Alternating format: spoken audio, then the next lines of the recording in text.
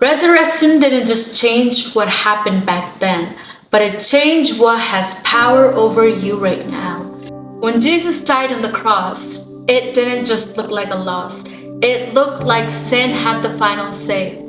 It looked like death had the final word. It looked like darkness had won. And honestly, that's how a lot of us still live our life. We live a life that's still defined by the past. We live our life defined by our mistakes. We live our life like what's broken in our life is just the way it's always going to be. But the resurrection wasn't just Jesus coming back to life. It was God rewriting what gets the final say. Because when Jesus walked out of that grave, sin didn't have the final say anymore. Death didn't have the final say anymore. And neither does your past or your circumstances have the final say in your life. Good Friday showed us something powerful. However, Resurrection Day showed us something even deeper. It showed that the very thing that held us captive lost its power. So the question today is not just, did Jesus raise from the dead? He did raise from the dead. However, the question that I want to ask you today is, what in your life are you still letting have the final say? Is it the thing that has already lost its power? As I said, sin has already lost its power. Death has already lost its power. Before Jesus went to heaven, he said, you are more than a conqueror. So he has given us all the authority. So we do not have to be scared anymore.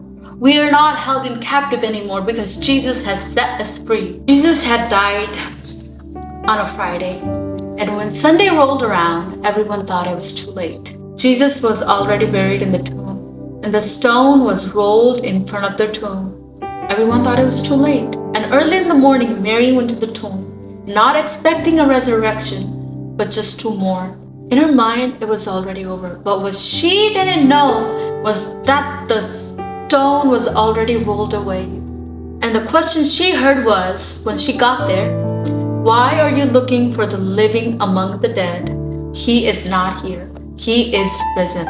And in the very moment she thought it was too late, God had already moved. God doesn't need a perfect time. He shows up when we think it's impossible. He shows up when we think it's too late, but it's never too late for God.